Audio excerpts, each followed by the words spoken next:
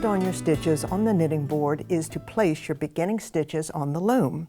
Now you're going to start out with a basic loop knot, and you're going to place it on the first stitch that you're going to be using. Now you may be starting right here and working just these stitches. You might want to start at the beginning, or you might be using all of your pegs. But wherever you are starting, that's where your loop knot will go on the board farthest away from you.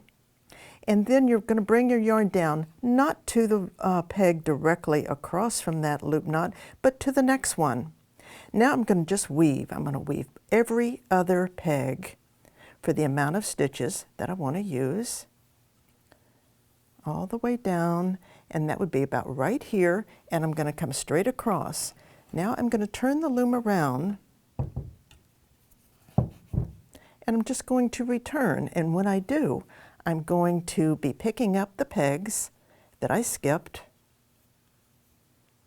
so that every peg that I'm using now has one loop. You see, I will end on the peg directly across from where I started.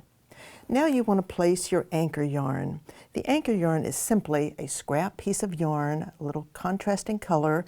A nice chunky weight works best. Drop it down below the boards so that you can grab it when you need to and pull down on it a little bit. Now what I want to do is put a second loop on all of my pegs. So I'm going to go back to the beginning, and I'm going to return back just like I did the first time and just come down and back. Remember, every other peg. This wrapping across your 2 rows of pegs is what interlocks that double knit. Again, straight across, turn your loom around, and again, continue back, putting that second loop on the ones that you skipped the first time. There, now we have again completed on the peg directly across from where we started. The weaving is done, and we're ready to hook over. Now what we're going to be doing here is simply to secure those beginning stitches on the pegs. To do that, I'm going to just simply lift the lower loop and raise it up and over the top and drop it off. I'm going to do that all the way down the loom,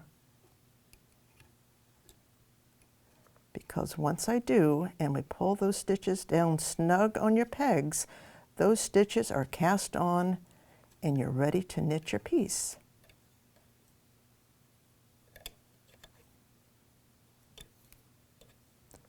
There we go.